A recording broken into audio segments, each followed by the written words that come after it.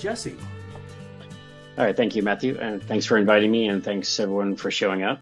Yeah, like Matthew just said, he actually got me into bird watching. I was not into bird watching before the mid '90s, and then yeah, I took off on that very quickly, and within we were graphic designers together, but within 5 years, I was already rethinking my career and figuring out how I could make birds my career, and so I moved up to Humboldt to do a master's degree in 2001, and that's where I'm back now. I'm speaking from there now.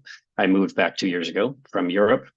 But the talk I'm going to give you today is sort of a part personal story of 20 years of research and part more informative about our quest to find out how far birds can fly, both technologically and conceptually, the approaches. So with that, yeah, so I'm going to be talking about bar-tailed Godwits tonight, and that's unfortunately, we don't get to see them much on the California coast, except as vagrants. There was one up here last week, so they do show up once in a while, usually forlorn juveniles that went the wrong way. So just an intro to bar-tailed Godwits. Bar-tailed Godwits breed across a huge stretch of Arctic and subarctic tundra from Lapland in Europe across Russia and into Alaska. And they winter in basically anywhere they're south of there where there are good mudflats. And these, there are 6 recognized subspecies of bar-tailed godwit, and you can see sort of their separate wintering areas, how they each have their own flyway, and they go from very short distance migrants in the east, just 3,000 or 4,000 kilometers, to very long distance migrants in the west. And the one I'm going to be talking about tonight is Boweri, the subspecies that breeds in Alaska and winters in New Zealand and Eastern Australia. So I'll take you first to Alaska to think about where they're breeding. So if you've been to Alaska as a tourist or on vacation, there's a lot of great stuff in Alaska. From like, this is Denali. So there's a lot of stereotypical places in Alaska you might think of: big mountains, incredible tidewater glaciers, rocky coastlines, and huge swaths of boreal forest. But one thing these all have in common is that there are no godwits there. Godwits breed places like this that are sort of big flat areas, and they're usually not approachable by tourists. Okay, so this area where I'm showing you here is, as you can see from the map, in the northern part of the breeding area on the north slope, and these are sort of the foothills of the Brooks Range, not quite at the coast, but large swaths of grassland, polygonal tundra over permafrost. In the central part of their range, on the Seward Peninsula, they breed more in sort of this is a more mountainous area. You get these patches of rolling grassland, of tussock grass in between mountains, so sort of scattered grass partitions. And then in the south, it's just on the Yukon-Kuskokwim Delta, it's just a massive flat wetland with no shrubs taller than your knee.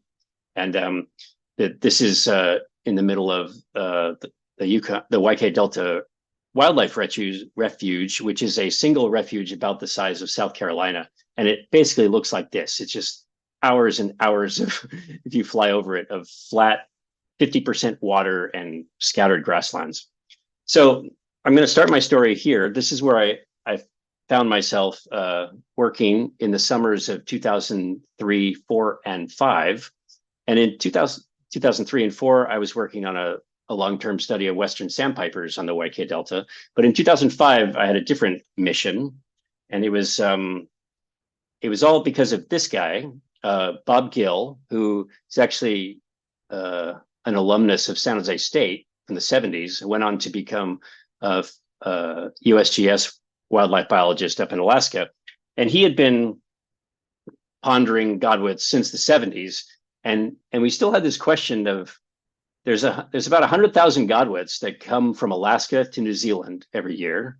And how do they get there? And this was bugging him for decades, that he couldn't really approach this problem. And how could you? But so what we knew about what Godwits did was that they, unfortunately, part of my screen, I can't read my own slides. Anyway, they depart New Zealand across basically the whole month of March, and they end up going to the Yellow Sea. And what I'm showing you here is where these are just these are resites of Godwits that were color marked in New Zealand and where they showed up. And this population basically goes from the very far northeast corner of China along the North Korea border and down the Korean Peninsula. And you notice there's a really strong concentration of resites up in this area. And that is actually at a place called the Yalujiang National Wildlife Refuge in China, and where incredible concentrations of Godwits happen. And it's the Bowerai population actually mixes with another population that winters in Western Australia. And you can get like 80 or 1,000 or more Godwits in this one location. This picture was a picture I took, I think in 2008, and it's basically a cropped flock of 50,000 Godwits in a single flock that are using the local mudflats. So there's an incredible concentration of them as they're migrating north. They stay there for about a month, refattening up after the flight from New Zealand, and then they cross the North Pacific over to Alaska, where they breed, and they arrive across the whole month of May. Now, then after breeding, they congregate again in southwest Alaska, down on the southern part of the YK Delta, and here again you get 100,000 Godwits congregating by about mid-August in huge flocks, and then they show up in New Zealand. So Bob was very interested in sort of figuring out what we knew about how they could do this flight. And he went through all the historical records of Godwits being seen all across the flyway, all across the Pacific, and basically in this cone where he imagined that these Godwits must be flying. Were they island hopping, or could they fly further? And basically he found a smattering of records, as far north as Hawaii and all through these islands in the South Pacific, but only in small numbers and sporadically, nothing that could account for this 100,000 Godwits that are coming south every year. And he also did work in the field and noticed that these birds were getting enormously fat while they're staging in Southwest Alaska. And so his idea was that they simply flew nonstop. They took off from Alaska and landed in New Zealand. Now, at the time, the longest flight ever recorded was actually about 6,000 kilometers by a Far Eastern curlew flying along the Asia to Australia. And satellite tracking technology was just getting small enough to be put on birds that were smaller than 500 grams. There was a long history of satellite telemetry on larger birds, raptors and albatrosses and things like that. But we were only getting to the point where you could put them on smaller birds. And this is how I ended up at this place in 2005, is that Bob, and these things are extremely expensive, Bob had acquired 5 satellite trackers that were state-of-the-art, brand new, the smallest ones ever made. And we were going to try to put them on Godwits and see if we could track them to New Zealand. Now I'm going to tell you a bit about working there. So this is what this breeding area looks like in mid-June. That's sort of the height of the breeding season. I was living in a tent outside this little old shack, which is an abandoned Russian church from ages ago, and walking around looking for Godwits. But this is what the place looked like when I was dropped off in late April. So I had to get there before the snow melted, because for 2 reasons. One, I wanted to be there when the Godwits arrived, and 2, you had to be able to land a plane. So we landed on a ski plane, and then I was left there to monitor Godwits. And then, so I just had to wait it out for a couple of weeks, and then it started thawing out.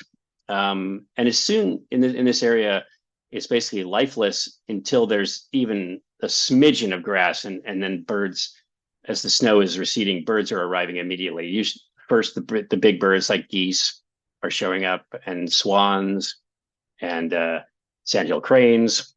And then slowly, as the tundra starts clearing, smaller birds, these guys actually never leave Alaska, but they start showing up in the breeding area. The willow ptarmigans. The place is just getting noisy with breeding birds. It's just an incredible place. It's a western sandpiper that I've gotten too close to its nest. It's an American golden plover. So this just to give you an idea of what kind of neighbors Godwits have. There's an Arctic tern. And one of my favorites, long-tailed Jaegers, which are mighty aggressive. But then, and so as soon as there's some areas where they can forage, Godwits are showing up, and you often see them in pairs almost immediately, and we don't actually know whether that means they arrive in pairs or they find each other immediately. But if you start watching, you see that the females, the one on the left here, she's larger and paler. She is just foraging. So she'll just forage and forage and forage and doesn't seem to care about anything except foraging. She's putting weight back on because she's going to have to lay a big clutch of eggs within 2 weeks. Meanwhile, the male is being as conspicuous as possible and as loud as possible. And it's just an incredible show that they put on, screaming calls, chasing each other, chasing other birds. I've seen them attack tundra swans. So they're just putting on a big show for other males and for females. And sometimes this comes to blows where they'll have long drag out fights with two males just pecking at each other and trying to drive each other off. It's quite a spectacular show. But at some point it settles down and the pairs are established. And here you can see a male on the left quite visible and a female on the right quite invisible. And she's still, the easiest way to find the females is to find a male at this point because the females are quite cryptic. And they go through a lot of ritual behavior of mating displays, and the male will start to make nest scrapes in the tundra to show the female. And he might make 3 or 10 of these things that he just makes an impression in this tundra is quite soft and spongy, and he'll just press his chest into the ground and make an impression and then show it to her. And then eventually she chooses one of these by laying an egg in it. And then we know that we're good and we're going to be set up right there. This is what a typical Godwit nest looks like in Alaska. So like I said, it's sort of an impression in the tundra, and then they meticulously line it with lichen that they sort of ritually show each other. And it's a lot of interesting mating displays that go on. And eventually they have 4 eggs, incubate it, and they share incubation. And they sit extremely tight. So nests are very hard to find if you haven't watched a lot of behavior to figure out where they are about to nest. So this is a female. I'm basically, my camera is just like 6 inches from her, and she's not going to flush. Her strategy is, you don't see me. And so they're extremely hard to find, except the nests are almost impossible to find without watching nest exchanges or actually seeing them in the egg laying phase. Here's a male on a slightly more conspicuous nest, but still, you can walk right by this without noticing, and they won't let you know. Anyway, my job was to find at least 5 of these nests so that Bob and his team could come in, trap birds on the nests, and put satellite transmitters on them. And we were focusing on females for the transmitters because they are the bigger sex, and like I said, these satellite transmitters were only getting small enough, and we wanted to err on the side of caution, so we decided to choose the females who were larger. I succeeded at this, and we put out 5. So this is where I was working, and we released these 5 birds in late May and early June. And these, at the time, the satellite transmitters were limited by batteries, so that this is what had been limiting the size of miniaturizing them, is that they had to carry a battery, and this battery had a limited amount, and it would die. And so these things were programmed to save battery. They would only give locations every few days, and then at the time when we thought they might be migrating south, they would switch onto full duty where they would be I think these were 18 hours off, 6 hours on, 18 hours off, six hours on, so that we would save the battery for the whole trip and not run out of battery. So we released them. They all went back to their nests. None of them abandoned their nests. They all incubated. As it happened, all the nests failed because predation is very high in these kinds of birds, of nests. So they left the breeding area and they went down to where I told you we know almost all the Godwits stage for their southbound flight. So good. This is all good. So they moved down to the staging area and they're acting normal. And then, so in mid-August, these are supposed to switch to full duty so we can make sure we catch their flight southward. And what happened instead was on the day they were supposed to go to full duty, all the units shut off. and we got no data after that. So all of this was a learning experience with a complete failure. So after this experience, even though that was a total failure, I was quite enamored with Godwits and decided I was finishing my master's up here at Humboldt at the time, and I wanted to do my PhD on Godwits. So after that experience, I started thinking, what's a better place to do a PhD, Alaska or New Zealand? I started weighing the pros and cons and talking to people, talked to people from New Zealand. I had already had 4 years of working in Alaska. I knew how it was brutally hard work, sometimes complete failure, really weather dependent. You could have whole seasons go down the tubes, and it's really not the best scenario to do a PhD where you want to make sure you get a lot of data. And so I chose New Zealand, and I connected with a guy in New Zealand named Phil Batley, who worked at Massey University, and we managed to get funding to do a PhD for me in New Zealand. And so I moved to New Zealand in late 2007 to do that. Now, in the meantime, they had done more attempts at satellite tracking. They did a whole nother Alaska attempt in 2006 that also failed for other reasons I won't get into. And at this time, Bob was pretty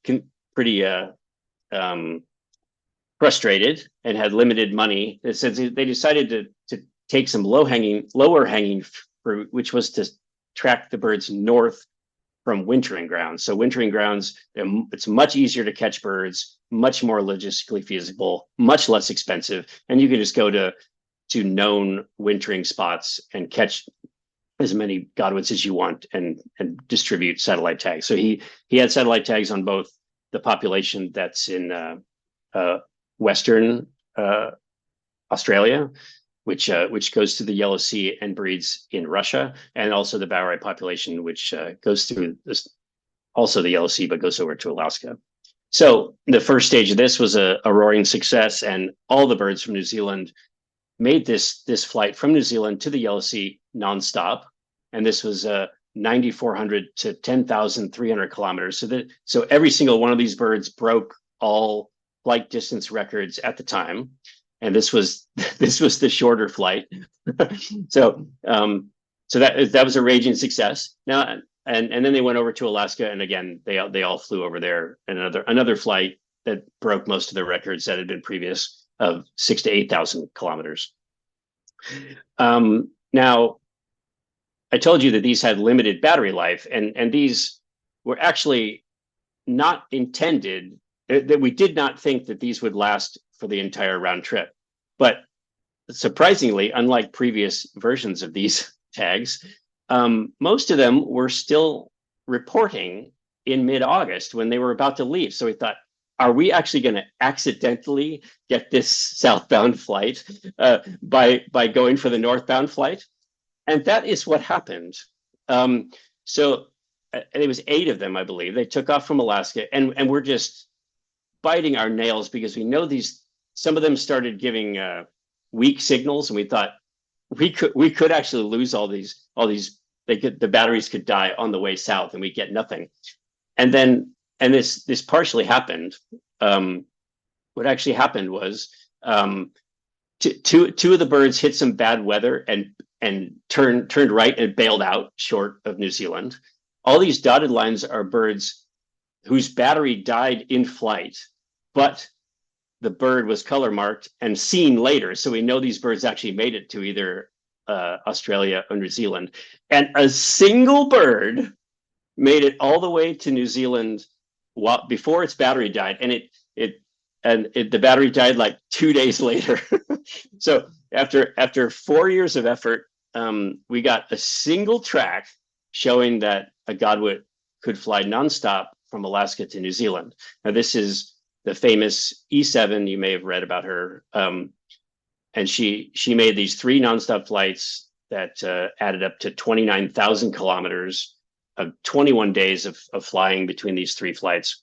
And this was the longest recorded flight for a land bird that cannot stop on water, cannot eat or drink on the way. So this blew everything out of the water, and it vindicated Bob's belief that they were doing this. So meanwhile, I starting my PhD in New Zealand, and I was not going to study the length of flights, but I was going to study how they fit these flights into their annual cycle. And you could think, I told you E7 just flew 21 days on these migratory flights. So that seems like a pretty cushy schedule. You breed and you only got 3 flights. So what do you do in the rest of the year? In fact, a different perspective is that they spend the entire year migrating. So before each one of these flights, they're fueling for like 4 to 8 weeks. So that takes up half their year. And then they're also molting most of the time. So they do a really intense wing molt, or a elongated, high quality wing molt while they're in New Zealand, because these feathers have to fly 30,000 kilometers and get them all the way back to New Zealand. And they spend a lot of time coming out of breeding plumage and going back into breeding plumage almost by the time they've reached their wintering plumage. So this is what I was studying in New Zealand, sort of how individuals fit this into their schedule. And I did this at a small site on the North Island called the Manawatu River Estuary, where there's only 300 godwits, but there were almost a third of them were color banded, so that I could do really intensive, reliable observations of birds and sort of monitor individuals as they molted and migrated and stuff like that. I'm not going to talk more about my PhD, except that it was really cool and a lot easier than working in Alaska. I could sometimes do band reading from inside this house that I was using, because the roost was right there. Anyway, if you want to hear about all that research, you have to invite me back sometime. I'm going to talk about something else. So while I was doing my PhD, I thought, E7, she was caught up here and flew 11,700 kilometers. But my study site is another 500 kilometers south of there. Did my birds also fly nonstop, or do godwits tend to stop the first land they see and then rest and then trickle down to their eventual wintering site?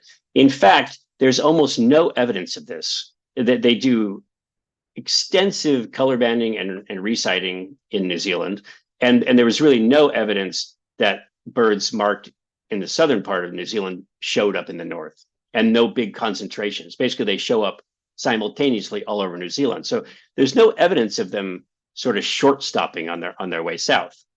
And so if she could fly 11.7 thousand to there, birds coming to my site could easily fly over 12,000. And there are godwits all the way to the southern tip of the South Island. So if these birds were flying nonstop, they might be going 13,000 kilometers. All theory at the time. But during my study, there was a new technology that also had been miniaturized called light level geolocators. And these are cheap and 1.5 grams. So I could actually mount them on a color band, not bother the bird much at all. And these are super elegant in concept, in that all they are is a hard drive and a light meter. And they basically record sunsets and sunrises. And from that, you can calculate latitude and longitude. The downside is you have to recapture the bird. And so this can only be done. This is not easy to do with non-breeding birds, because you can't catch them on a nest. And so my little site of 300 birds was perfect. I actually was able to recatch more than 75% of the units that I deployed. And we did this in 2008 and 9, and in 2013 and 14. And I'm going to let this little video run. This is actually geolocator tracks of these birds from New Zealand as they're all going north. Another thing about geolocators is that the precision is not very good. So you can't get super really good local information, and you also can't calculate distances because it's too vague for you to actually ascertain that a bird flew nonstop or what direction it took. So they give you timing, they give you a lot of information, but they're not great for proving nonstop flights. And now, so these birds have all gone up to Alaska. And if you might have noticed that they're leaving, they don't all leave at once. They actually leave each area across 3 or 4 weeks, which is part of my PhD study as well. Why do they do that? And it actually turns out that it perfectly mirrors the 3 or 4 weeks of variation in which sites in Alaska become snow-free. So they become snow-free in the south really early, and then in the north, it's like 3 or 4 weeks later. So these birds, their whole annual schedule is based on where they're going to breed. So while I've been talking, these birds are fattening, and they're about to leave. It's late August, and so we're going to see these start flying across the Pacific. And again, I told you I can't really calculate distances, but from these, we basically got no evidence that birds were stopping anywhere. Now I'm going to stop that. Oh, anyway, notice that bird that was way down here. I missed stopping it. That bird also appeared to fly nonstop. So that would be potentially a flight of about 13,000 kilometers as well. So if you think about it, these birds are not minimizing the flight. They're actually, it's like this is over 1,000 kilometers that birds down here have basically overflown New Zealand. So if you think you're pretty impressed by 12,000 kilometers, Godwits are not particularly impressed by 12,000 kilometers, and they actually routinely fly more than that. And if you in the north as well, they leave from this area of Alaska, but there are areas that they could stop and forage on the Alaska Peninsula. That's another 500 kilometers closer to New Zealand, and they don't do it. They all leave from here. So you actually have birds flying. They're not just flying the least, the least that they can. They actually, some of these birds are flying 2,000 kilometers, longer than the shortest flight they could fly. So they just have a different way of thinking about it.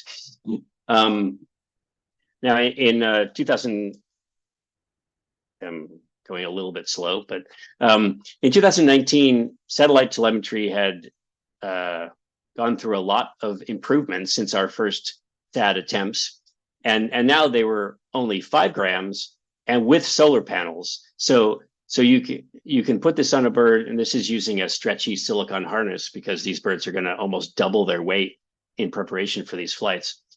And so now we have a unit that's negligible in weight for a bird who's going to gain and lose 100 to 200 grams just in fat, and also has the promise of extended life. So these technically could be tracked for years now.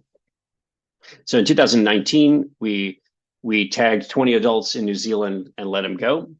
And this is just a sample. So now we have dozens and dozens of tracks showing that they do all this in general nonstop. Of course, there are examples where they stop because they hit bad weather and they do some crazy stuff like show up near Juneau because they got south of a storm. Anyway, from these birds, we've I just updated this. We have 24 full northward tracks, 17 full southward tracks, and 2 of these birds are still being tracked now from 2019. So this was a great improvement technologically and data-wise. I'm going to highlight one bird who managed to break the nonstop flight record twice in his first 3 flights, which I'm showing you here. And this tag sadly just died on his way south 3 weeks ago. I think we're done with him, but we got 4.5 round trips. So in 2020, he came south, and you can see he took a bit of a not the shortest route possible because he hit some some eastward winds in the north and hit some westward winds in the south, and ended up flying also to northern New Zealand, but 12,200 kilometers. So he broke E7's record handily. And then in 2021, we had a number of birds coming south, and while he was coming south, 2 or 3 other birds also broke his record of 12,200 kilometers, and he cheated and won again. He was within about 1,200 kilometers of New Zealand, and suddenly turned right and flew 2,400 kilometers westward to Australia and broke the record by cheating with a 13,000 kilometer flight. Anyway, we're still tracking these birds, and we're impressed. We still are getting all kinds of data proving that these flights are they just routinely do this, and basically every Godwit in New Zealand is capable of flying over 12,000 kilometers and do it routinely. Now, they also inspire, as Matthew alluded to, they also inspire some crazy traveling by researchers. So after my PhD, I moved to the Netherlands, to a town called Groningen, to do some postdoc work. But I decided to keep my study in New Zealand going, where I was watching individuals depart on migration with a long-term data set. Now, this is actually almost as far as you can go on the globe. In fact, so this is not the most efficient way to run a study in New Zealand, but I'm obsessed. If you go through the center of the Earth from my study site in New Zealand, you come out in Spain. So this is like just barely shorter than the longest you can go. And this once included the longest commercial flight you could take on the planet, which was a 17-hour flight from Dubai to Auckland. Now we have longer ones, but at the time, this was the longest flight that was available to humans on the planet. And I did this almost every year that I lived my 10 years in Groningen, except for when I was exiled for 2 years because of COVID and couldn't get back. So as an exercise, I calculated all the flight time that I have put in studying Godwits since 2005. And this included me going to New Zealand from Europe and from California, both before and after I moved to Europe, and also making trips to the Yellow Sea from New Zealand or from here. And I came up with my total of flight miles spent studying Godwits since 2005, which is obscene. And then decided to compare this to a Godwit. This bird, female yellow, blue, red, was banded at my study site before I even got there in 2006, and she was banded as an adult already. They don't start migrating north until they're about 3 years old. So she is now at least 22 years old and could be quite a bit older. We have no idea. The record in New Zealand is about 30 so far, but that's basically limited by how long we've been banding birds, not necessarily by how long the birds can live. Anyway, since she was banded, she made 19 round trips to Alaska, and at 30,000 kilometers each, she's about 570 kilometers. I think, let me see, the distance to the moon is something around 385,000 kilometers. So she's well on her way to twice, and so am I, by the way. But I mean, the point here is, I think someone needs to start thinking about their carbon footprint. I'm not pointing any figures, but so I'm okay on time. I'm gonna give you one last story. So we've basically proven that adults can do these flights routinely and do it a lot, and it's no problem. This is a juvenile bar-tailed Godwit that has just arrived in New Zealand. You can tell by the flashy new plumage compared to these shabby adults that are on year-old plumage and have just arrived back a few weeks before. But this bird in early October arriving in New Zealand, think about 3.5 months earlier, this is what that bird would have looked like. And somehow this bird can make it to New Zealand. So are they also capable as a 3 or 4 month old to fly nonstop to New Zealand? This is a much more difficult question to answer, but one I was just stupid enough to try. Armed with a handful of these 5-gram solar satellite transmitters, I decided to go to Nome, Alaska, which is basically the only place in the world where you can reliably find breeding bar-tailed Godwits from a road system. So you can actually just fly there, rent an extraordinarily expensive car, and work on Godwits from there. So my idea was that I would. So I told you nests are really hard to find, but actually broods are very easy to find because the parents are extraordinarily aggressive. They switch from being as cryptic as possible while they're on eggs to as loud and obvious as possible while they're leading chicks around because they're trying to dissuade predators. So my strategy was that I would go there about the time nests are hatching. I would find families of Godwits, and I would try to follow them until the chicks were big enough to put a 5-gram satellite transmitter on them. So that is more ridiculous than it sounds to expect that you could do that, because you have to follow these birds for about 3 to 3.5 weeks while they're growing. And to do that, the idea was we would catch them when they're pretty young, put a radio transmitter on them on some of them, and then try to follow the families around until they grew big enough. And this is the habitat we're talking about. And trying to find chicks in this habitat is outrageous. And basically, it would have been completely impossible without the radio transmitters. And even with them, this is what we're talking about in this field. Here's a chick. And sometimes even with the radio transmitter, it would take just hours to find some of these.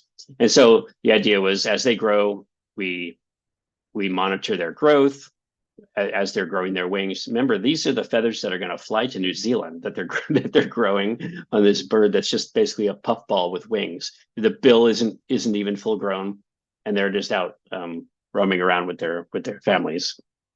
So we found this is my friend Dan Ruthrauf, who's another alumnus of Humboldt State, who's working USGS in Alaska. We tried to follow 6 broods, and we lost 5 of them because they just moved too much. These guys move an incredible amount. We had birds that were like 2 days old, moving 500 or 600 meters in a day, and by the time they were 2 or 3 weeks old, they were moving just kilometers a day. And even with the radio transmitters, they're going over ridges, and we were just losing them. And we were about to give up. We thought it was hopeless. And on our second to last day that we decided to take a super long hike and see if we could find this brood that we had lost, that we had 3 radio transmitter chicks on. And after about 10 kilometers up over 2 ridges, we started getting a beep. Like, no way. And we actually found them. The 3 chicks were still with both parents, and this is what they look like now. And then these wings can fly. So they were just a couple of days from being uncatchable. So we thought, well, this is it. This is our only chance. And we deployed 3 these satellite transmitters, let them go on, put a flag on them, and let them go. And then the next day, packed up, went back home, and started following them from our computers.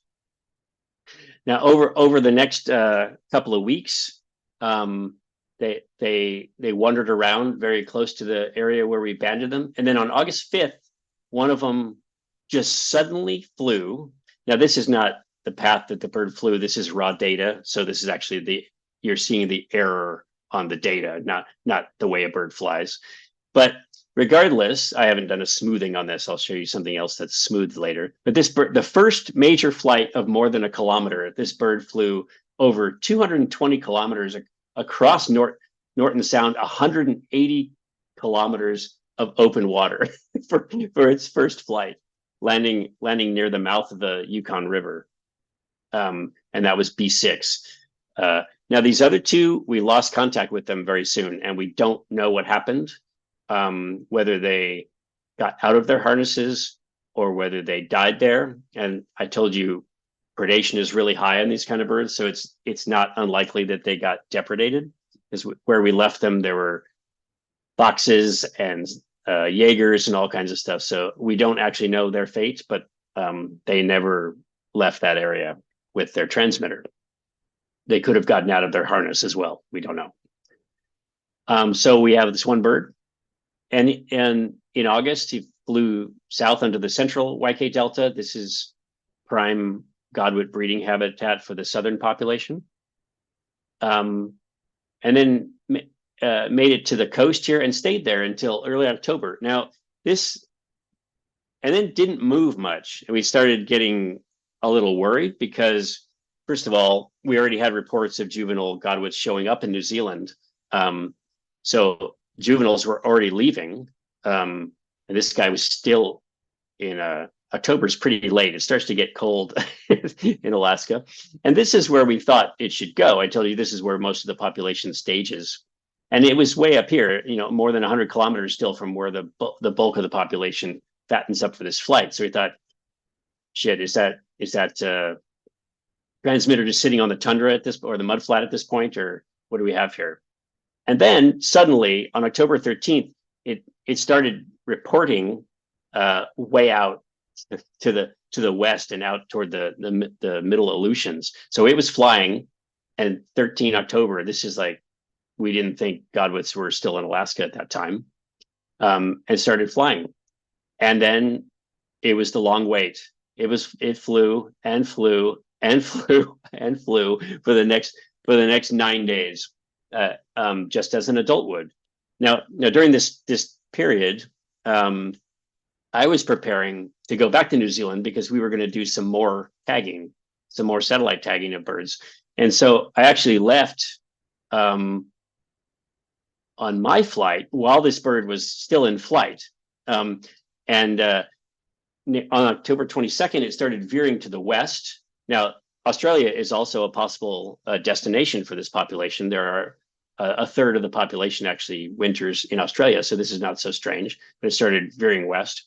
And unbeknownst to me at the time, this is the flight path of, I unusually had a stopover in Sydney. I usually don't, but for some reason I did. And actually our flight paths crossed on October 22nd, me on United Airlines and the bird flying southwest from New Caledonia.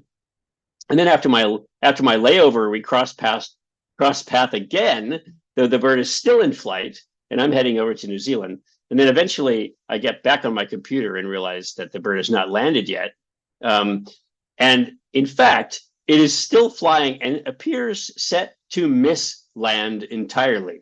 And we had never had a bird sort of drop in the ocean, but we thought if any bird's going to do it, it's going to be a juvenile, because maybe they have worse navigation skills or don't really know what they're in for. So this started getting very worrying because it's basically looks like it's set to miss land entirely and head toward Antarctica.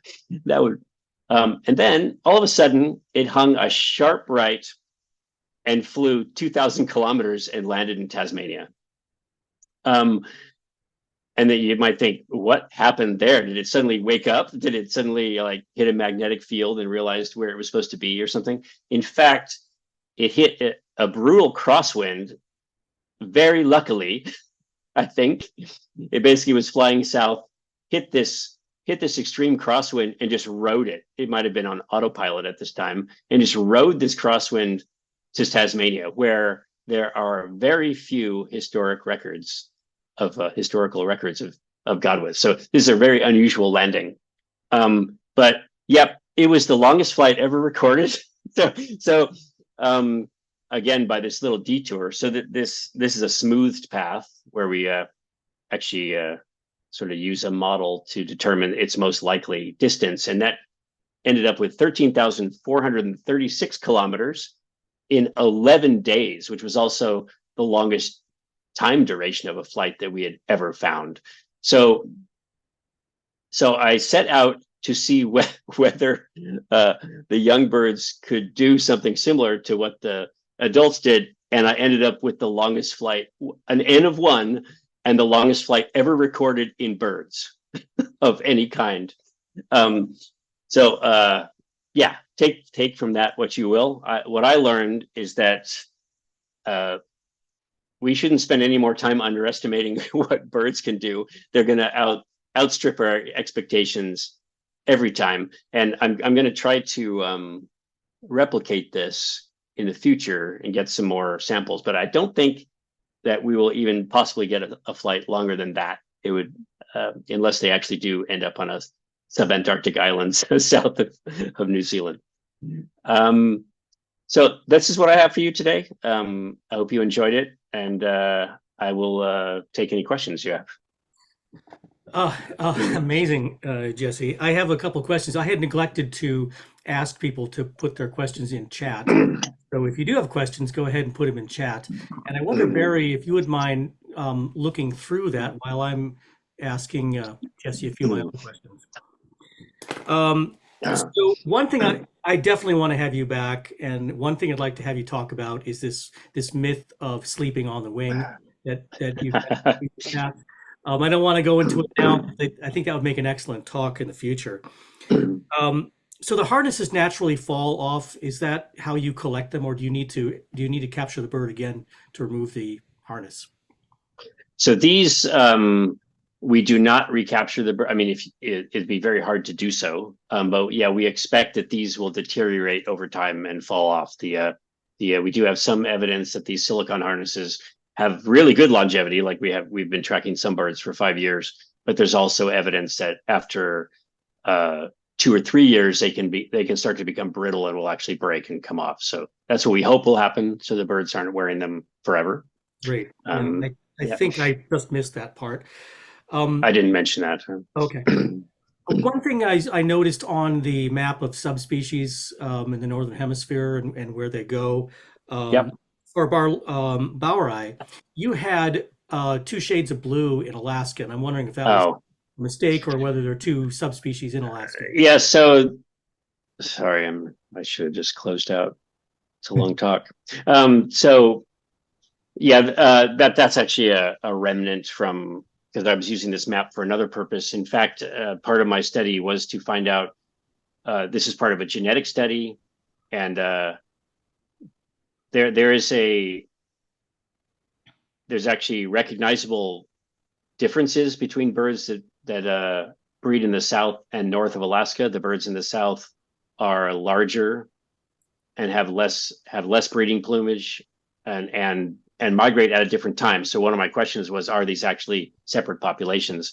And I actually found that there is sort of a genetic line that mirrors that. So there is some sort of, and these birds are really site faithful in all parts of so it makes sense. There's actually some degree of breeding isolation between northern and southern Alaska birds. Yeah, that's a reasonable inquiry. I noticed that doesn't seem to show up in the southern hemisphere, but that's because they mix completely. So what made my study possible in New Zealand to get all this information is that the birds breeding all over Alaska completely mix at every site in New Zealand, and so you have this 1 month of migration timing variation at anywhere you go in New Zealand, and it's because the birds leaving early are going to the south, and the birds leaving later are going to the north. So there's no structure in New Zealand, or Australia.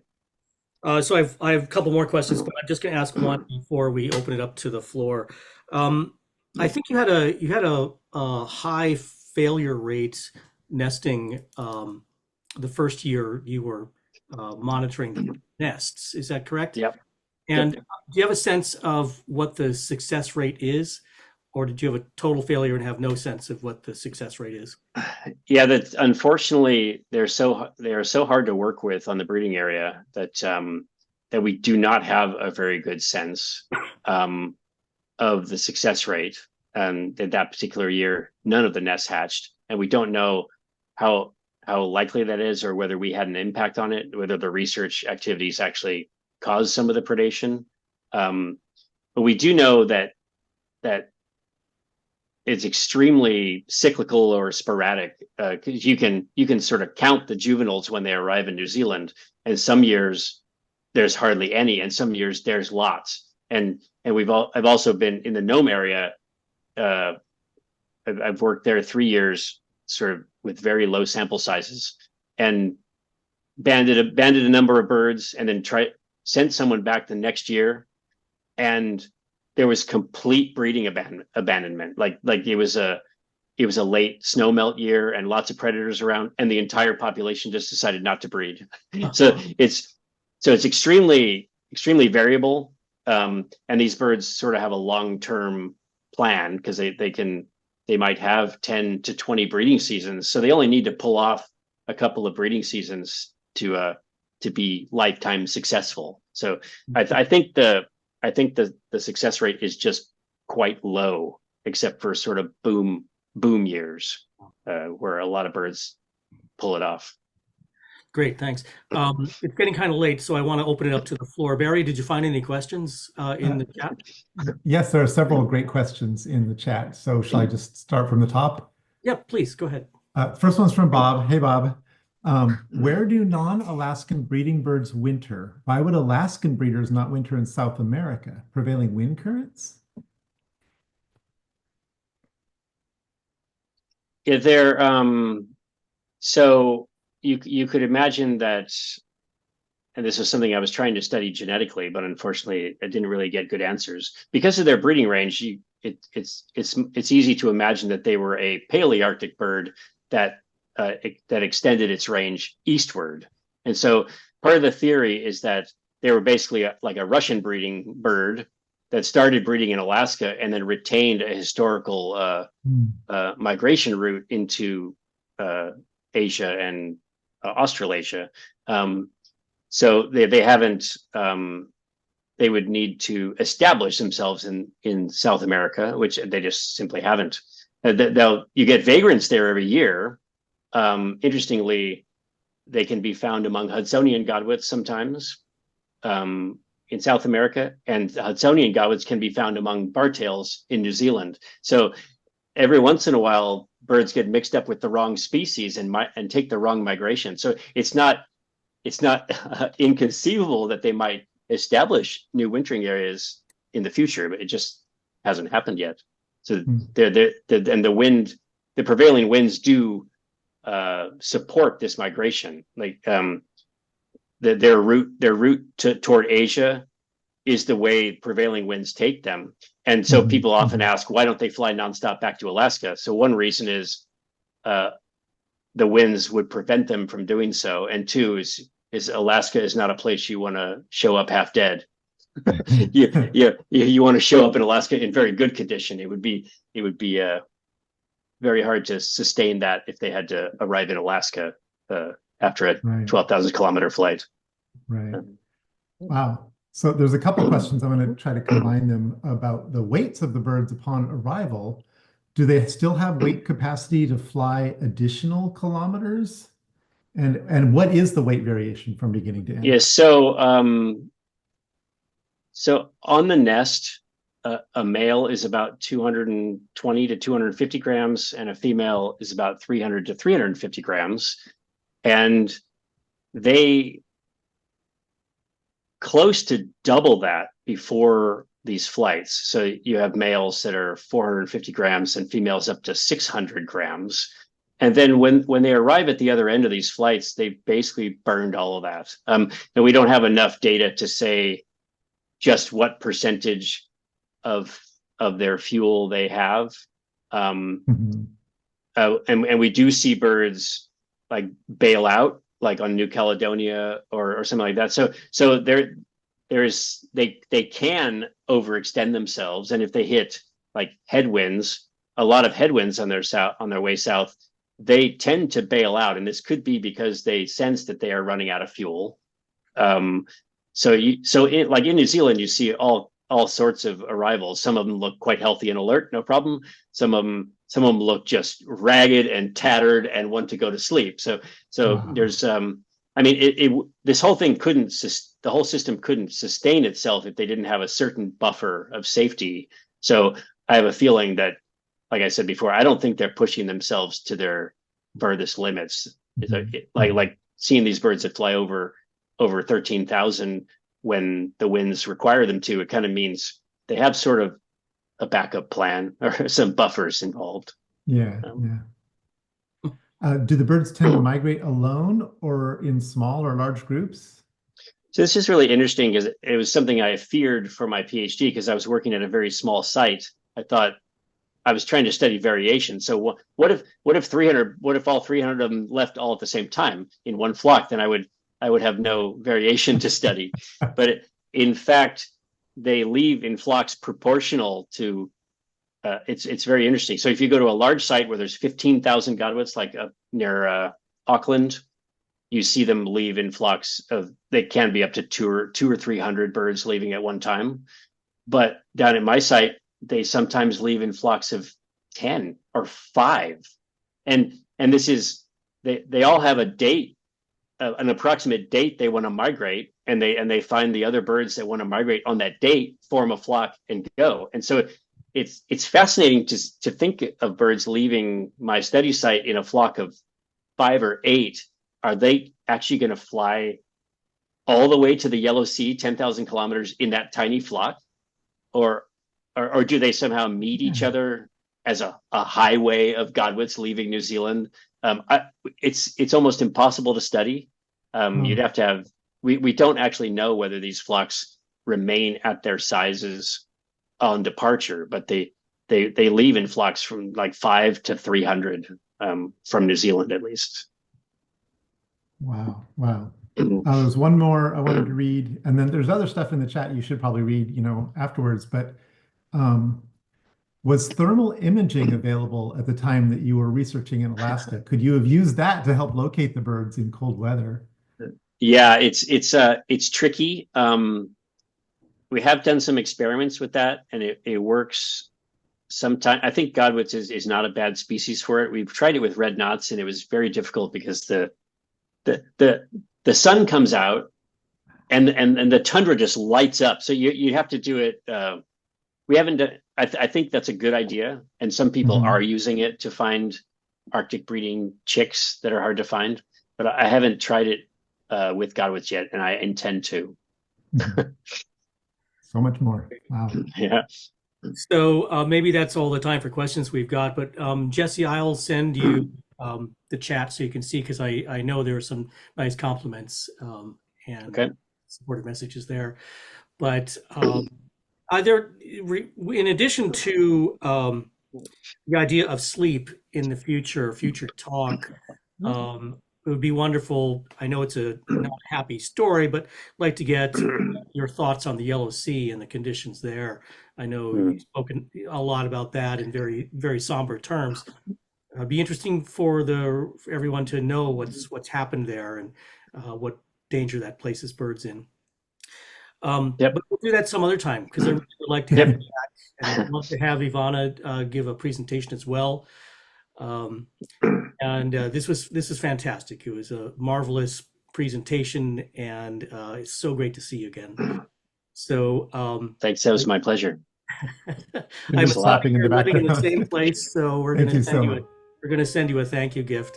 And once again, thank you so much for being here tonight. And everybody, let's give a hand for Jesse. Thank you. Dr. Conklin, with that, I say good night, and we will talk again soon. Okay. Good night, everybody. Thanks. Good night.